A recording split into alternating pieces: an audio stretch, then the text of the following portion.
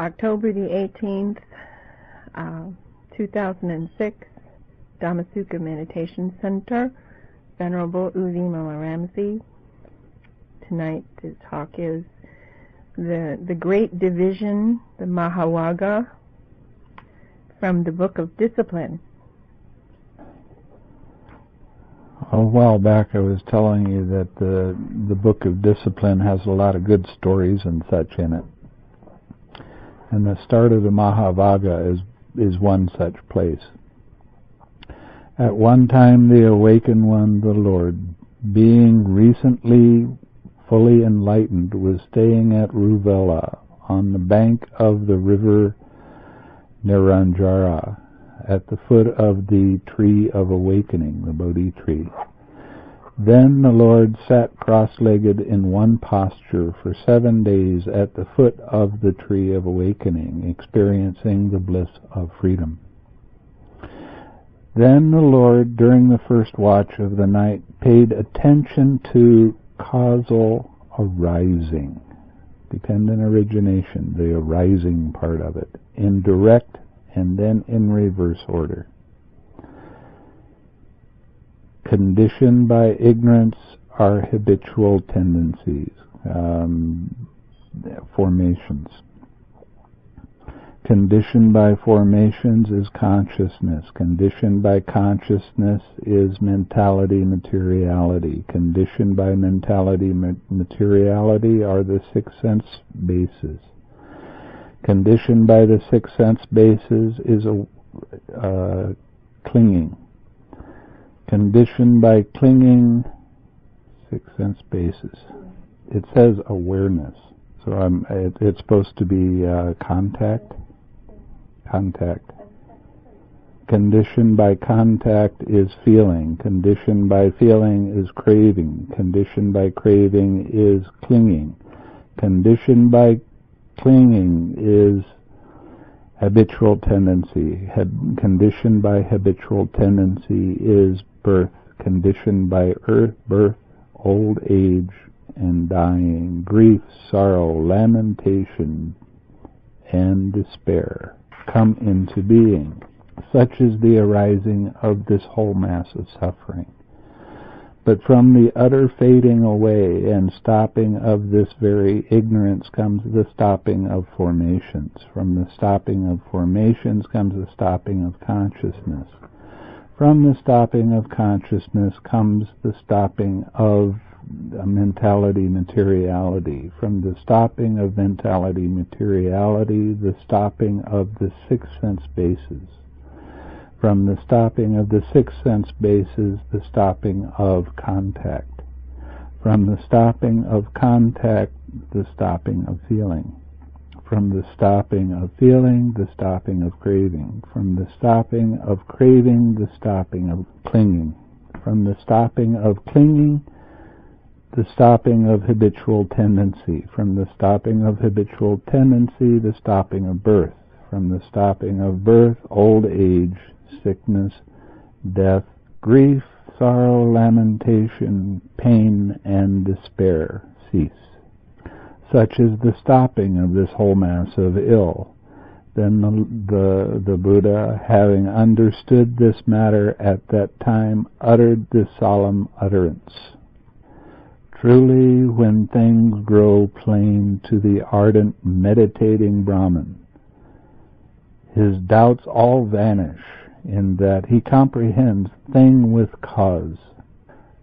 When the Buddha, during the middle watch of the night, paid attention to causal arising in direct and reverse order, conditioned by ignorance, and we go through the whole thing. Then the Buddha, having understood this matter at the time, uttered this solemn utterance. Truly, when things grow plain to the ardent meditating Brahman, his doubts all vanish, in that he discerns destruction of the cause. Then the Buddha, during the last watch of the night, paid attention to the causal uprising in direct and reverse order. Then the Lord, having understood this matter at one time, uttered this solemn verse. truly, when things grow plain to the ardent meditating Brahman, routing the host of Mara does he stand, as the sun when lighting up the sky. Then the Buddha, having emerged from that contemplation at the end of 7 days, he spent 7 days, that was the first thing he contemplated, right after he gained full awakenment. He approached the goatherd's banyan at the foot of the tree of awakening. Having approached, he sat down cross-legged in one posture for 7 days at the foot of the goatherd's banyan, experiencing the bliss of freedom. Then a certain Brahman of the class uttering the sound approached the Lord. Having approached, he exchanged greetings with the Buddha. Having exchanged greetings and friendliness and courtesy, he stood at a respectful distance.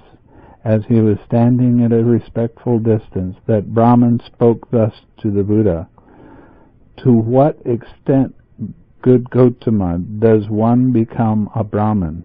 And again, what are the things which make a Brahman?"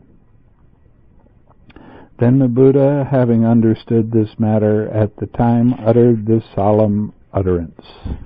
This is translated by I.B. Horner in 1951. So she's really into her Old English stuff. So that's why it's written like this.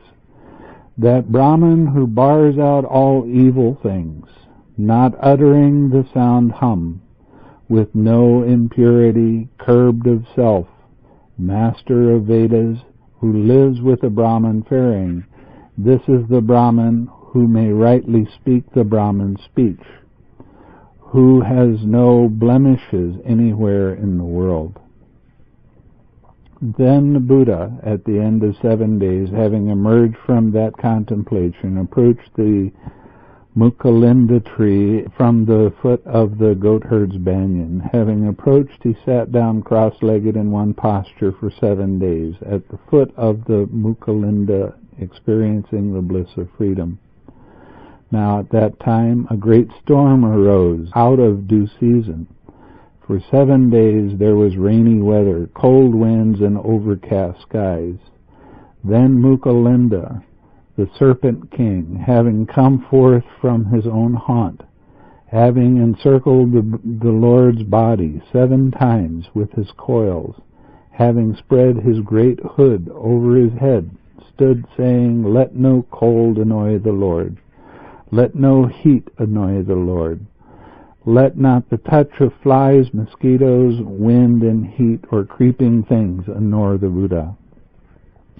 Then Mucalinda, the serpent king, at the end of those 7 days, having known that the sky was clear and without a cloud, having unwound his coils from the Buddha's body, having given up his own form and assumed a youth's form, stood in front of the Buddha, honoring the Buddha with joined palms.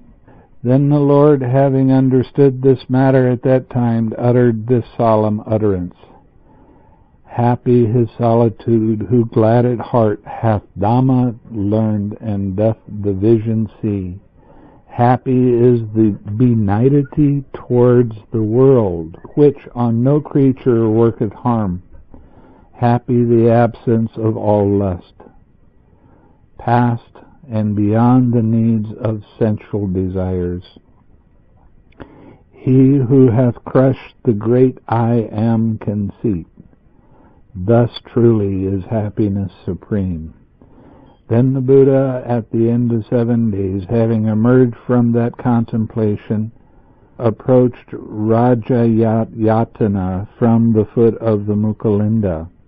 Having approached, he sat cross-legged in one posture for 7 days at the foot of the Rajayatana, experiencing the bliss of freedom. Now at that time the merchants, Tupusa and Balika, were going the high road to that district. Then a Devata, who was blood relation of the merchants, spoke thus to the merchants and said, "My good fellows, this Lord, having just become fully awakened, is staying at the foot of the Rajayatana. Go and serve the Lord with barley gruel and honey balls, and this will be a blessing and happiness for you for a long time. Now, according to the Burmese, these two merchants were Burmese, and they were traveling in India going back to Burma. Okay. Then these two merchants, having taken barley gruel and honey balls, approached the Lord. Having greeted the Lord, he stood at a respectful distance. As they were standing at a respectful distance, the merchant spoke thus to the Lord. Lord, let the Lord receive our barley gruel and honey balls, that this may be a blessing and happiness for a long time. Now, actually, what was happening was the Buddha became enlightened, and for 7 weeks he sat under different trees, and he spent 1 week standing just looking at the Bodhi tree. He didn't eat, so he was starting to get a little bit on the grumpy side, I suppose, because he was hungry. Not really grumpy, I can't say that, but then it occurred to the Lord, truth finders do not receive with their hands. Now with what shall I receive the barley gruel and honey balls? Then the 4 great kings, those are the elemental devas, knowing with their minds the reasoning of the Lord's mind, from the 4 corners presented the Lord with 4 bowls made of rock crystal, saying, Lord, let the Lord receive the barley gruel and honey balls therein. The Buddha received the honey balls and the barley gruel in a new bowl made of rock crystal, and having received them, he partook of them. Then the merchants, having found that the Buddha had removed his hand from the bowl, having inclined their head towards the Buddha's feet, spoke thus to the Buddha. We are those going to the Buddha for refuge and to Dhamma. Let the Buddha accept us as lay disciples, gone for refuge for life from this day forth. Thus these 2 merchants came to be the first lay disciples in the world, using the 2-word formula. There was no Sangha, so it was just the Buddha and the Dhamma. That's why it was a 2-word formula. Then the Buddha, having emerged from that contemplation at the end of 7 days, approached the goatherd banyans from the foot of the Rajayatana. One of the things that he did was the Buddha took out some hairs and gave them to these merchants. Now, over the years, those hairs have multiplied many, many, many times. And there's hairs all over the Burma in pagodas of the Buddha. And they say that the actual hair came and was put in the Shwedagon pagoda. But the Shwedagon pagoda wasn't built for 200 years after the Buddha's death. Now, they might have found some way of preserving it. I'm sure they probably did, and they might actually have put it in that pagoda. But the first pagoda was built by Sukha, and it was only 20 feet high. You go to the Shwedagon pagoda now, and it's 370-some feet. And it's all gold, and they went through a lot of different periods of making a pagoda over the old pagoda and making it bigger with different patterns and different designs. And it wasn't until about 1000 AD that a princess came up with the design of the Shwedagon pagoda now, and everybody agreed that that was really the best looking pagoda around. So they kept that shape. One thing that I noticed when I was in Asia is in Thailand they don't have their proportions right. So their temples, they look real long and narrow. And it's just not, it looks like a pencil when you look at it straight on. And it's out of proportion. The Burmese actually are pretty good with proportion.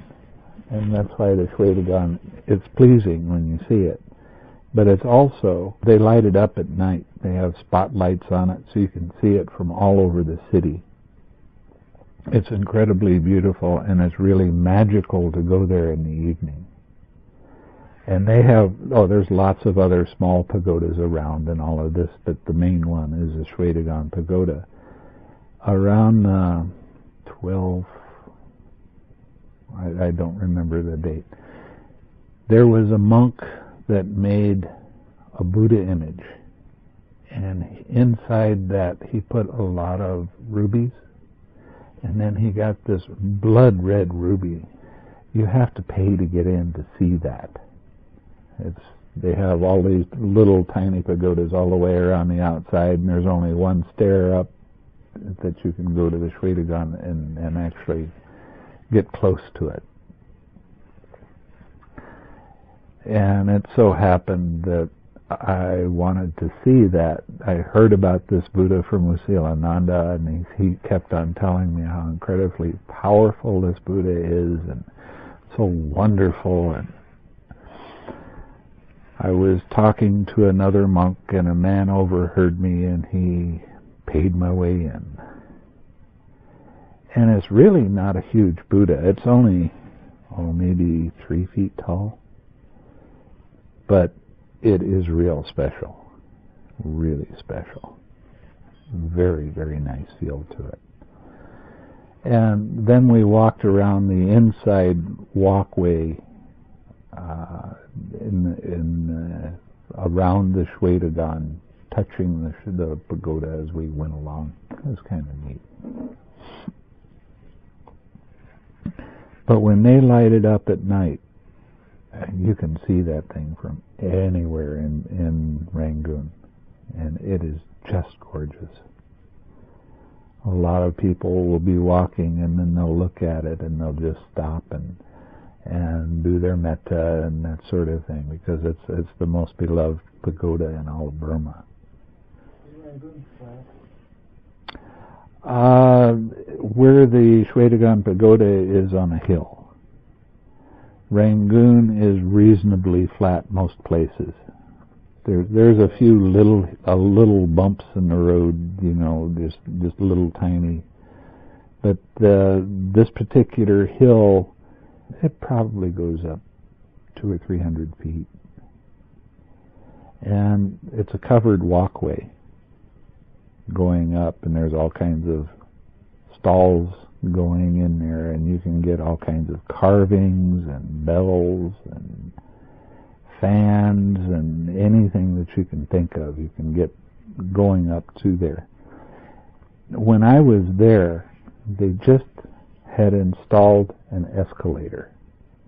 They'd never seen an escalator in Burma before, but everybody wanted to walk up and then ride down.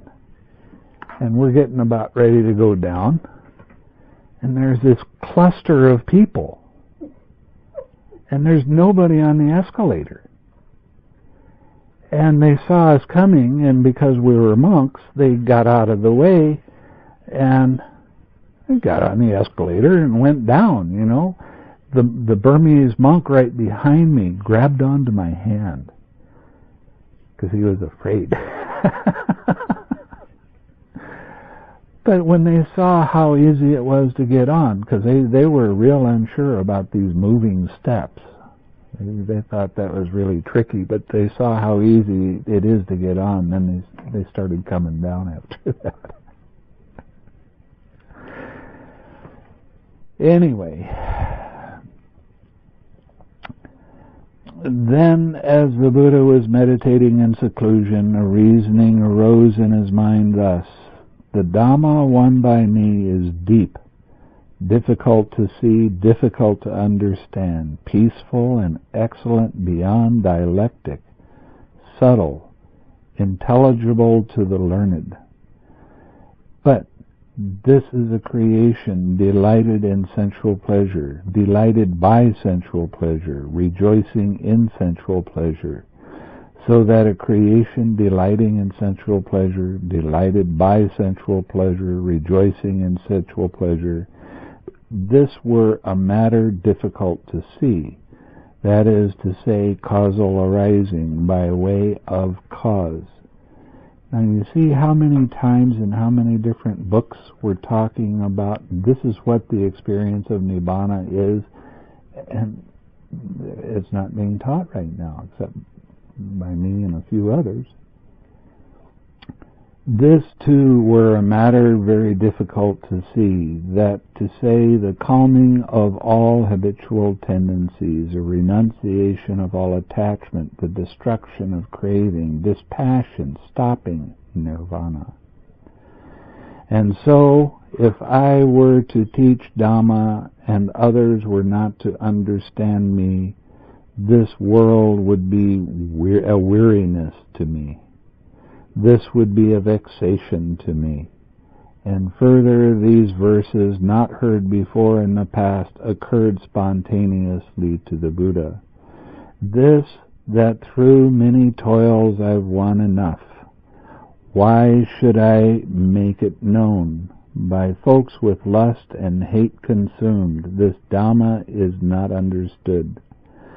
Leading on against the stream, subtle, deep, difficult to see, delicate, unseen, 'twill be by passion slaves, cloaked in the murk of ignorance. In such wise the Buddha pondered, his mind inclined to little effort and not teaching Dhamma.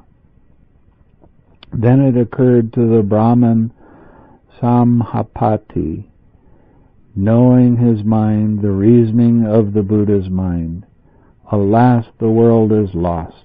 Alas, the world is destroyed, inasmuch as the mind of the truth finder, the perfect one, the perfected one, the fully awakened one, inclines to little effort and not teaching the Dhamma.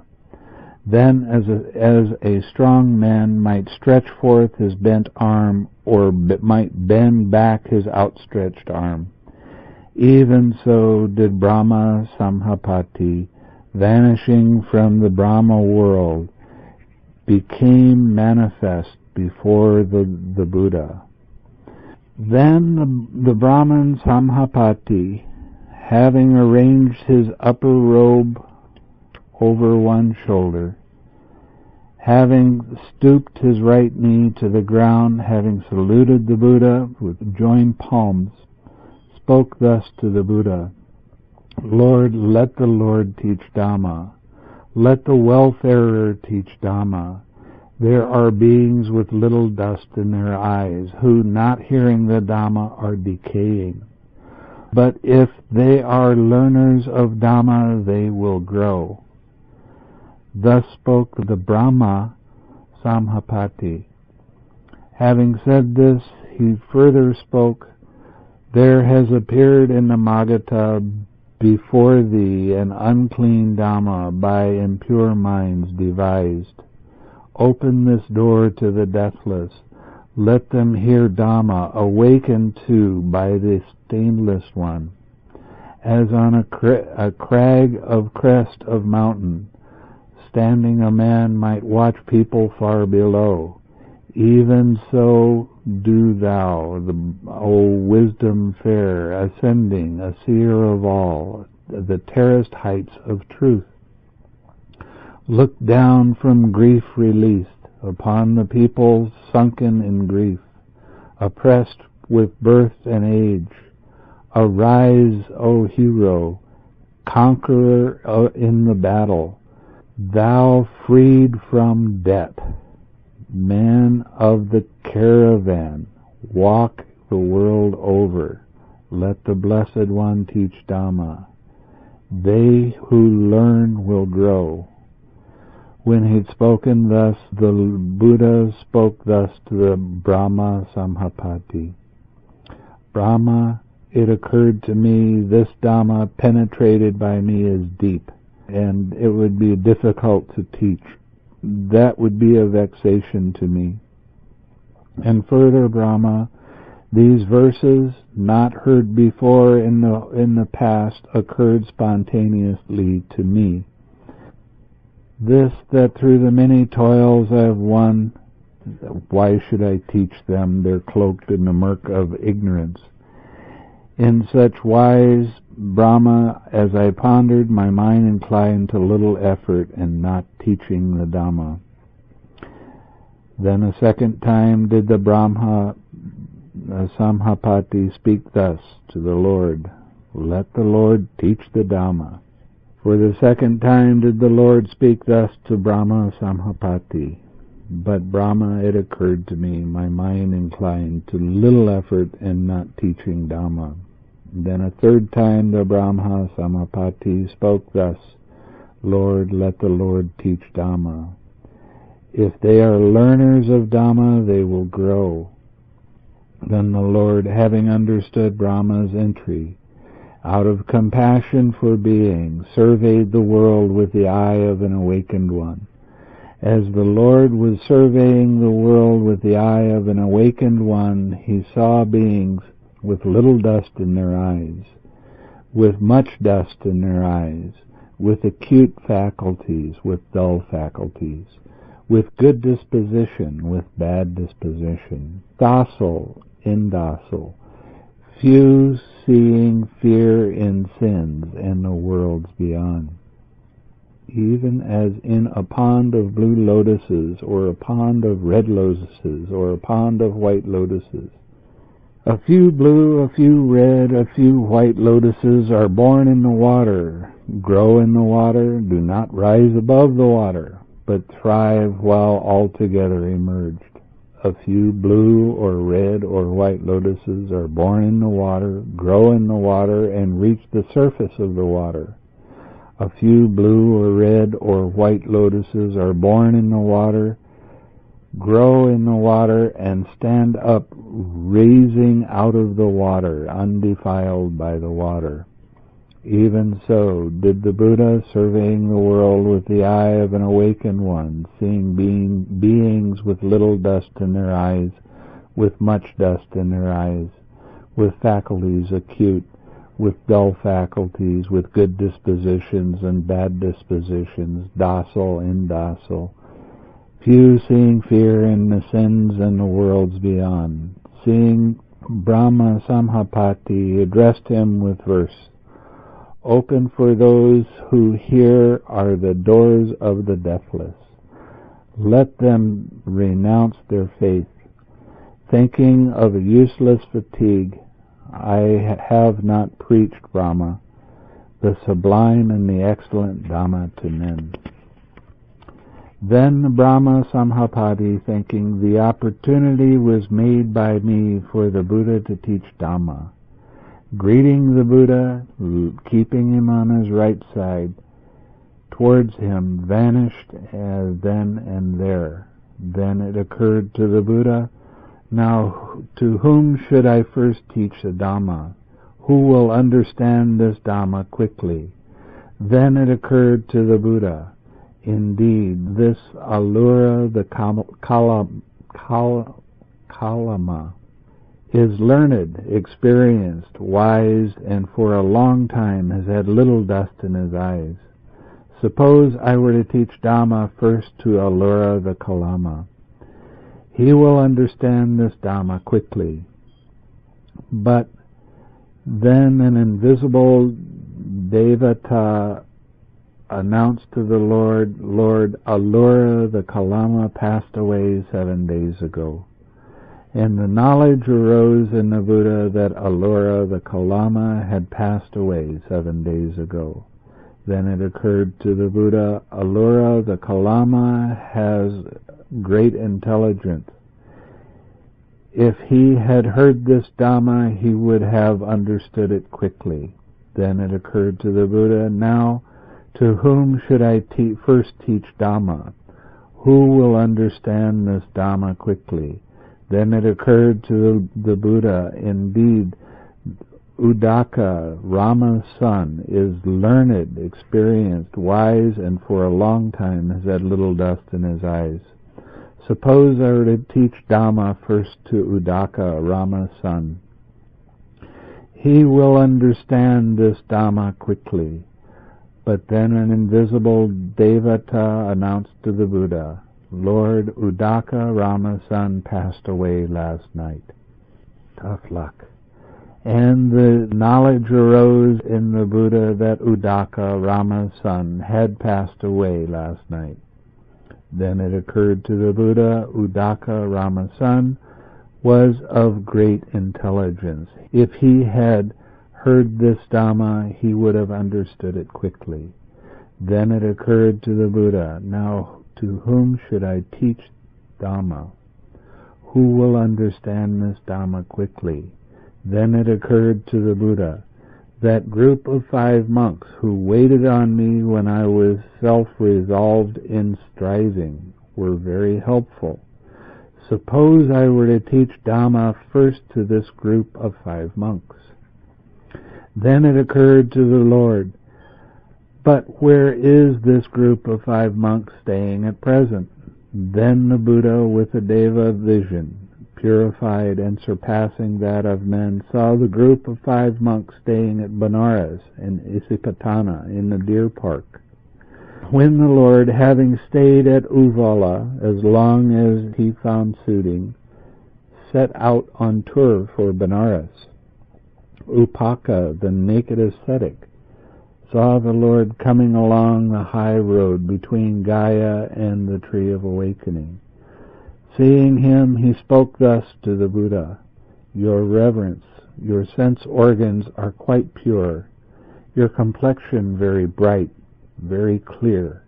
On account of whom have you, your Reverence, gone forth? Or who is your teacher?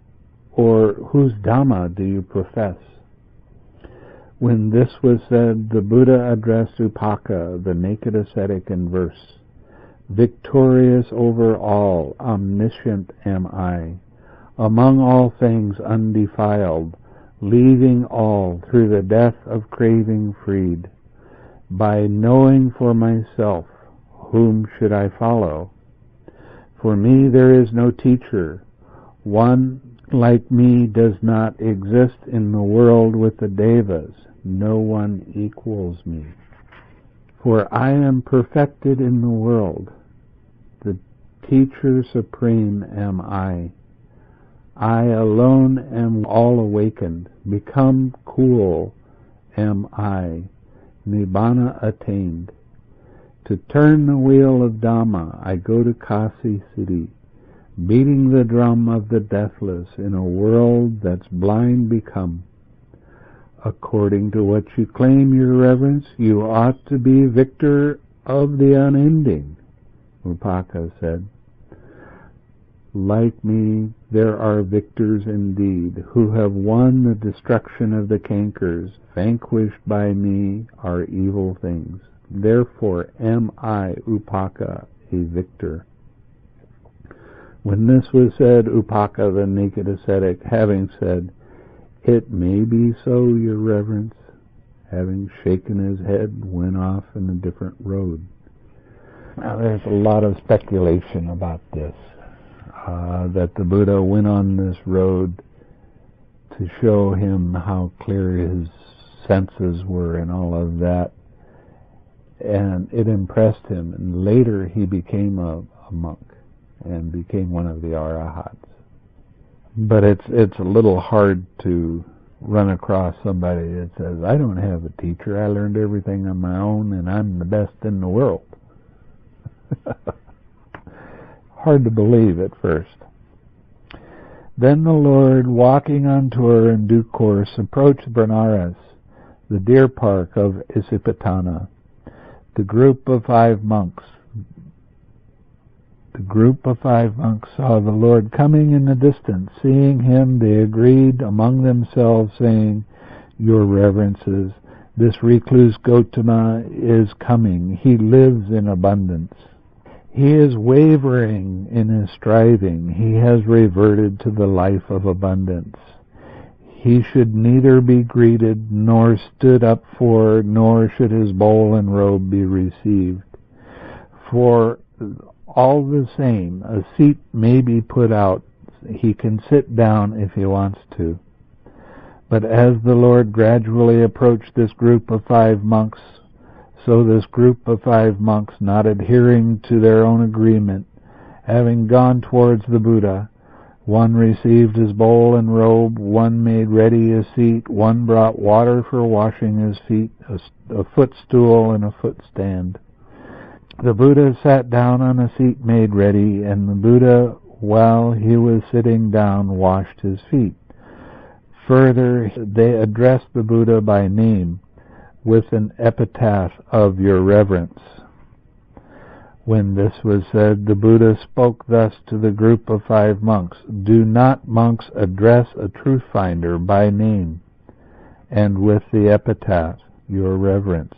A truth finder, monk, is a perfected one, a fully enlightened one. Give ear, monks, the deathless has been found. I instruct, I teach Dhamma. Going along in accordance with what has been enjoined, having soon realized here and now by your own super knowledge that supreme goal of the Brahma faring, for the sake of which young men of family rightly go forth from the home life to the homeless. You will abide in it." When this was said, the group of 5 monks spoke to the Lord, "But you, Reverend Gotama, did not come to this state of a further man, to the eminence of truly Aryan vision by knowledge. By this conduct, by this course, by this practice of austerities." They were still heavy into the belief that if you just eat this one food, that you'll become enlightened. "So how can you now come to state of further men, to the eminence of the truly Aryan vision of knowledge, when you live in abundance, are wavering and striving, and have reverted to the life of abundance?" When this was said, the Buddha spoke thus to the group of 5 monks, "A truth finder, monk, does not live in abundance, does not waver in striving. He does not revert to the life of abundance. A truth finder, monks, is a perfected one, a fully enlightened one. Give ear, monks, the deathless has been found. I instruct, I teach, going along in accordance with what was been enjoined, having soon realized here and now by your own super knowledge that supreme goal of the Brahma faring, for the sake of which young men of family rightly go forth from the home life into the homeless. You will abide in it." For a second time did the group of 5 monks speak thus to the Lord, and a second time did the Lord speak thus to the group of 5 monks. And the third time did the group of 5 monks speak thus to the Buddha, "But you, Reverend Gotama, did not come to this state of further men. By this practice of austerities, you live in a life of abundance." When this was said, the Buddha spoke thus to the group of 5 monks, "Do you allow, monks, that I have never spoken to you like this before?" "You have not, Reverend Sir. A truth finder, monks, is a perfected one, a fully enlightened one. Give ear, and you will abide in the superhuman knowledge." And the Buddha was able to convince the group of 5 monks.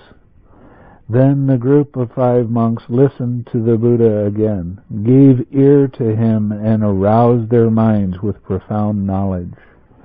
Then the Buddha addressed the 5 monks, saying, "These 2 dead ends, monks, should not be followed by one who has gone forth. Which 2? That which is among sense pleasures, addiction to attractive sense pleasures. Lo, of the villager, of the average man, un-Aryan, not connected with the goal, and that which is addiction to self-torment, ill, un-Aryan, not collected with the goal.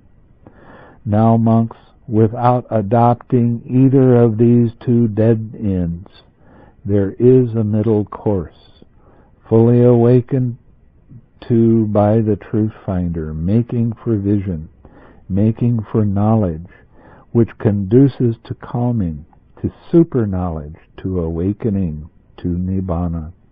And what, monks, is this middle course fully awakened to by the truth finder? Making for vision, making for knowledge, which conduces to calming, to super knowledge, to awakening, to nibbana. It is this Aryan eightfold path itself that is harmonious perspective, harmonious imaging, harmonious communication, harmonious movement, harmonious lifestyle, harmonious practice, harmonious observation, harmonious collectedness. This, monks, is the middle course, fully awakened to by the pathfinder, making for vision, making for knowledge, which conduces to calming, to super knowledge, to awakening, to nibbana. And this, monks, is the Aryan truth of suffering. Birth is suffering, old age is suffering, and disease is suffering, and dying is suffering. Association with what is not dear is suffering. Separation from what is dear is suffering. Not getting what one wants is suffering. In short, the 5 groups of grasping are ill. This is talking about the 5 aggregates that may or may not be affected by clinging, depending on your training and practice. And this, monks, is the Aryan truth of the uprising of suffering, that which is craving, connected with, again becoming, accompanied by delight and passion. Finding delight in this and that is to say, craving for sensual pleasures, craving for becoming, craving for non-becoming. And this, monks, is the Aryan truth of the stopping of suffering, the utter and passionless stopping of that very craving. Now you're starting to catch it. When you let go and relax, you have let go of the craving for that moment. As you keep purifying your mind by doing that, you go more and more subtle until finally you will get to the cessation of perception and feeling. Stopping of that very craving, its renunciation, surrender, release, the lack of pleasure in it. And this, monks, is the Aryan path of the course leading to the cessation of suffering. This Aryan eightfold path itself, that is to say, harmonious perspective, harmonious imaging, harmonious communication, harmonious movement, harmonious lifestyle, harmonious practice, harmonious observation, and harmonious collectedness. On thinking, this is the Aryan truth of suffering. Among things not heard before by me, monks, vision arose, knowledge arose, wisdom arose, higher knowledge arose, light arose. The light, the Pali word is obasa, and it means radiance, not so much light. On thinking, now that which is the Aryan path of suffering must be completely known. Now that which is the Aryan path of the truth of suffering is completely known. Among things not heard before by me, monks, vision arose, knowledge arose, wisdom arose, higher knowledge arose, radiance arose. On thinking this is the noble truth of the arising of suffering. Then we go through that whole thing again. A vision arose, knowledge arose, wisdom arose, higher knowledge arose, and radiance arose. On thinking now that which is the Aryan truth of the arising of suffering, it must be given up, is given up. On thinking this is the Aryan path of the stopping of suffering, radiance arose. On thinking now that which is the Aryan truth of the cessation of suffering must be realized, is realized. On thinking this is the Aryan truth of the course going to the cessation of suffering. He went through all of that, and then the radiance arose. On thinking now that which is the Aryan truth of the course leading to the cessation of suffering must be made to become, is made to become. And so, monks, the vision of knowledge of these four Aryan truths, with the 3 sections and the 12 modes, as they truly are, was not well purified by me. So long was I, monks, not thoroughly awakened with the supreme full awakening as to the world with its devas, with its maras, with its brahmas, with its recluses and brahmas, its creatures, with its devas and men. This I knew. But when, monks, the vision of knowledge of these 4 Aryan truths, with the 3 section and 12 modes, as they truly are, was well purified by me, then was I, monks, thoroughly awakened with the supreme awakening as to the world, with its recluses and Brahmins, its creatures with devas and men. This I knew. Moreover, the vision of knowledge arose in me. Freedom of mind is for me unshakable. This is the last birth. There is not now again becoming. Thus spoke the Lord. Delighted, the group of 5 monks rejoiced in the Buddha's utterance. Moreover, while the discourse was being uttered, Dhamma visions, dustless, stainless, arose in the Venerable Kondanna, that whatever is in the nature to arise, all that is of the nature to stop. And when the Buddha had rolled the Dhamma wheel, the earth devas made this sound heard. The supreme Dhamma wheel, rolled thus by the Blessed One at Benares in the deer park at Isipatana, cannot be rolled back by a recluse or Brahman or Deva or by Mara or by Brahma or by anyone in the world.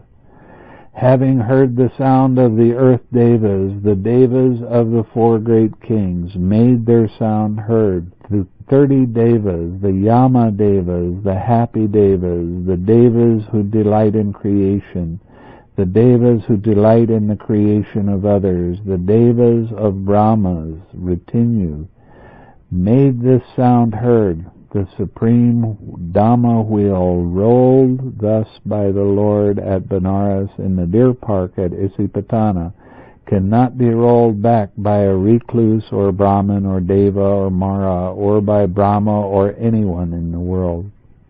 In this wise, at that moment, in that second, in that instant, the sound reached as far as the Brahma world, and the 10,000-fold world system trembled. Quaked, shook violently, and a radiance, splendid, measureless, surpassing the Deva's own glory, was manifest in the world. Then the Buddha uttered the solemn utterance, Indeed, Kondanna has understood. Indeed, Kondanna has understood. Thus it was that Kondanna became the Venerable Kondanna's name, Anatta Kondanna.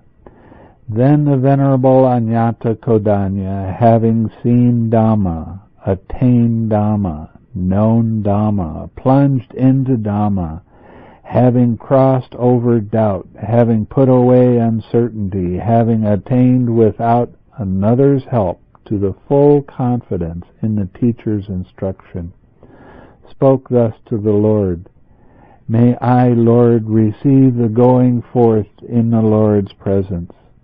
May I receive ordination? Come, monk, the Lord said, well taught is the Dhamma fair, the Brahma faring for making an utter end of ill.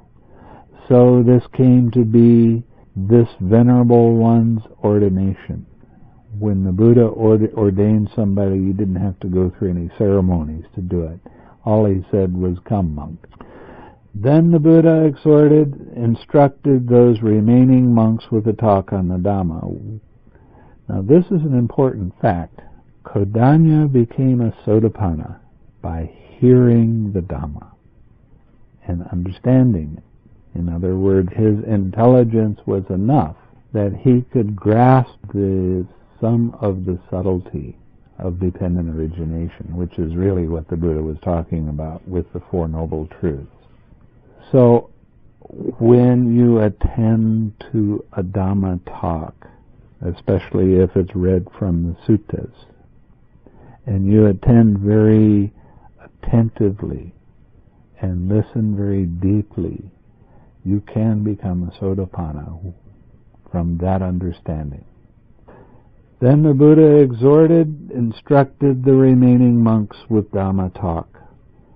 Then, while they were being instructed by the Buddha with Dhamma talk, Dhamma vision, dustless, stainless, arose in the Venerable Vapa and to the Venerable Bhadya, that whatever is of the nature to arise, all that is of the nature to stop. Now this makes it sound like he was talking about impermanence, but what he was actually talking about was dependent origination.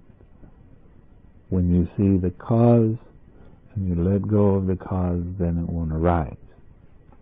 Thus, having seen Dhamma, attained Dhamma, known Dhamma, having attained without another's help to full confidence in the teacher's instruction, spoke thus to the Buddha, May we, Lord, receive the going forth in the Lord's presence.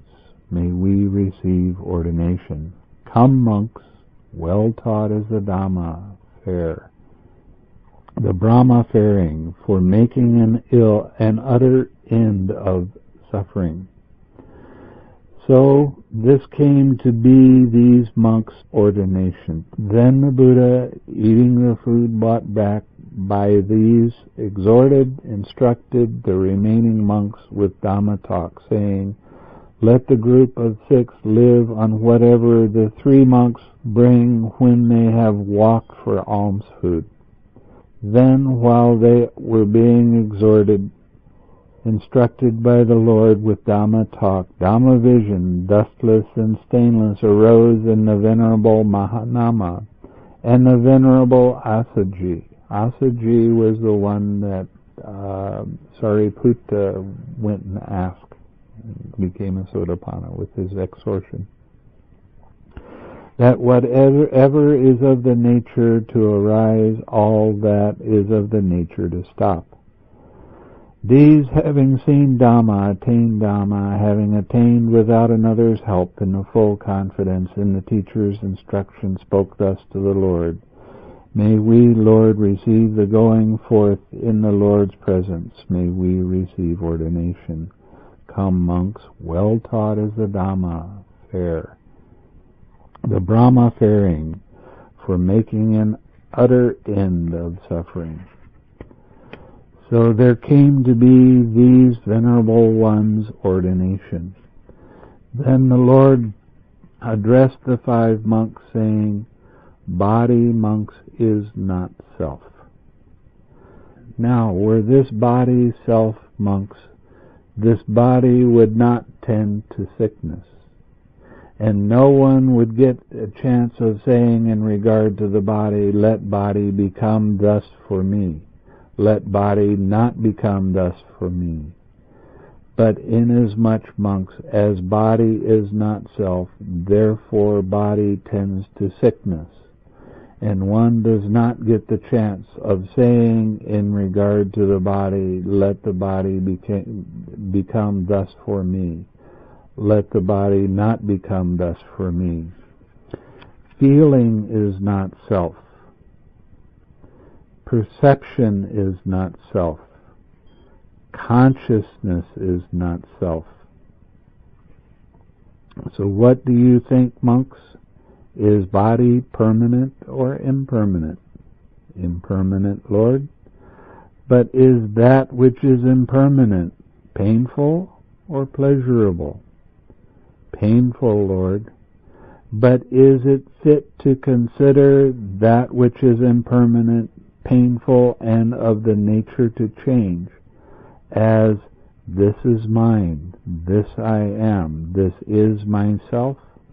No, it is not, Lord. Is feeling permanent or impermanent? Impermanent, Lord, but is that which is impermanent painful or pleasurable? Painful, Lord. But if it is fit to consider that which is impermanent and painful, of a nature to change, as this is mine, this I am, this is myself, it is not, Lord. What do you think, monks? Is perception permanent or impermanent? Impermanent, Lord. But is that which is impermanent painful or pleasurable? Painful, Lord. But is it fit to consider that which is impermanent, painful, and subject to change, as this is mine, this I am, this is myself? It is not, Lord. Are formations permanent or impermanent? Impermanent, Lord. But that which is impermanent, painful or pleasurable? Painful, Lord, but is it fit to consider that which is impermanent and painful and subject to change, as this is mine, this I am, this is myself? It is not. Is consciousness permanent or impermanent? Impermanent, Lord, but is that which is impermanent painful or pleasurable? Painful, Lord. But is it fit to consider that which is impermanent, painful, and of a nature to change, as this is mine, this I am, this is myself? It is not, Lord. Wherefore, monks, whatever is body, past, future, present, internal or external, gross or subtle, low or excellent, whatever it is, far or near, all bodies should be, by means of right wisdom, be seen as it actually is thus. This is not mine, this I am not, this is not myself. Whatever feeling, past, future, present, internal or external, gross or subtle, low or excellent, whether it is far or near, all feelings should by means of right wisdom be seen as it actually is thus. This is not mine, this I am not, this is not myself. Wherever, monks, whatever is perception, past, future, present, internal or external, gross or subtle, low or excellent, whether it is far or near, all bodies should by means of right wisdom be seen as it actually is thus. This is not mine, this I am not, this is not myself.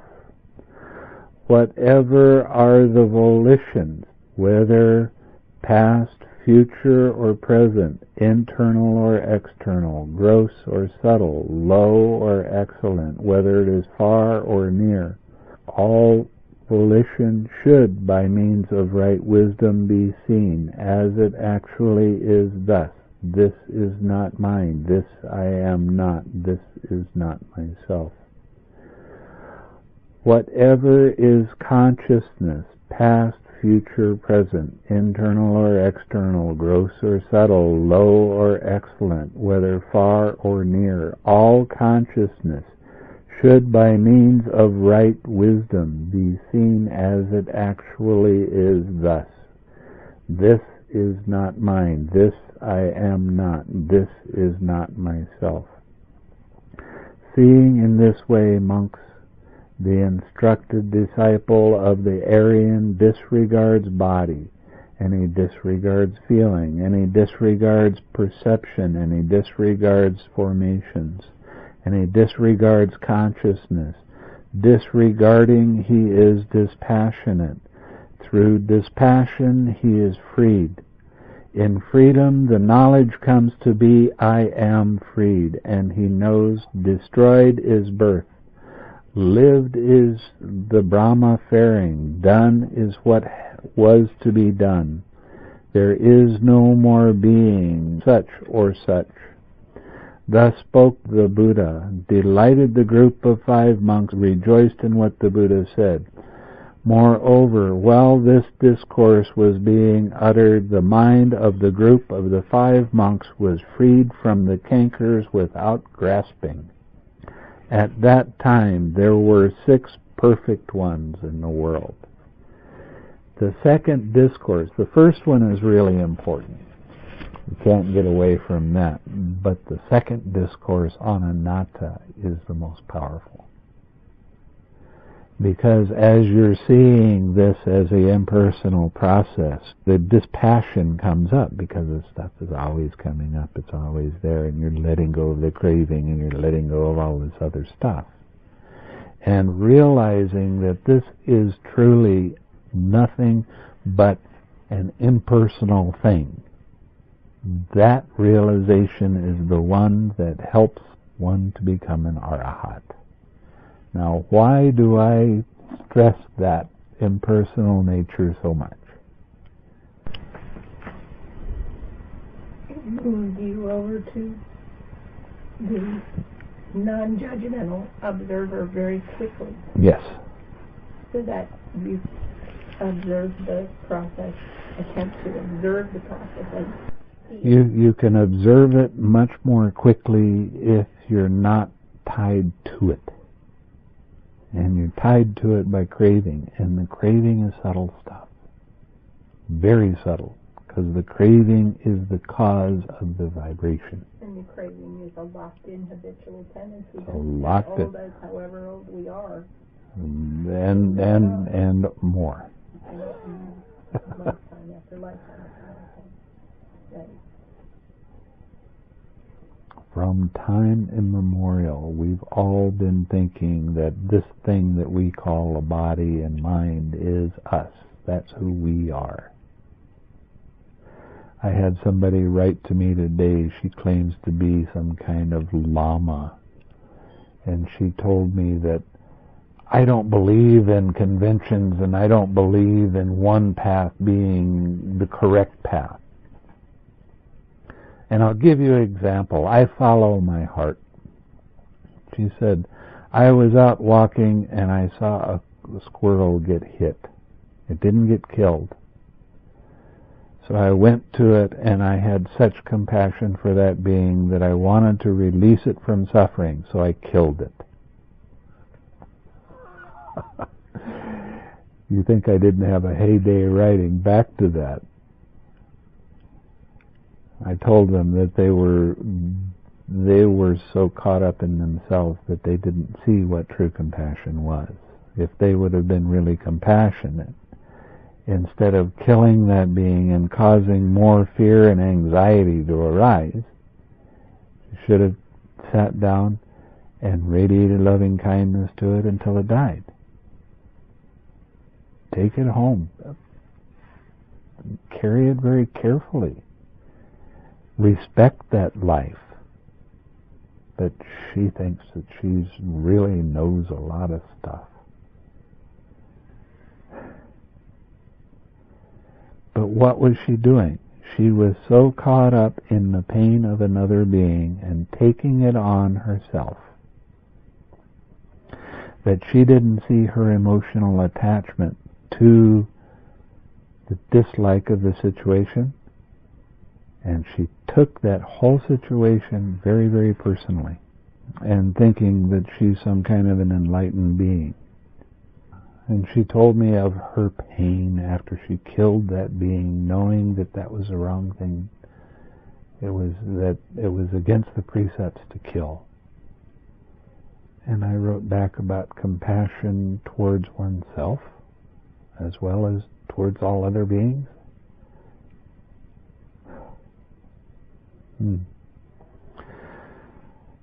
But this gives you an idea. This is the book of discipline that I've been reading from. Kind of fun story, isn't it?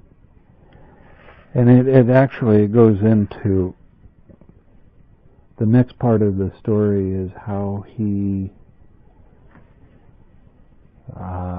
trained all of the first 60 disciples. And they were all from very rich families. But the whole thing is, if your merit is good enough to come from a rich family, that means that you have at least the potential for understanding if you don't get caught by the craving of everything and enjoyment of the sense pleasures. Okay, why don't we share some merit then?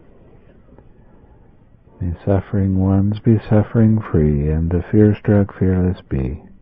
May the grieving shed all grief, and may all beings find relief.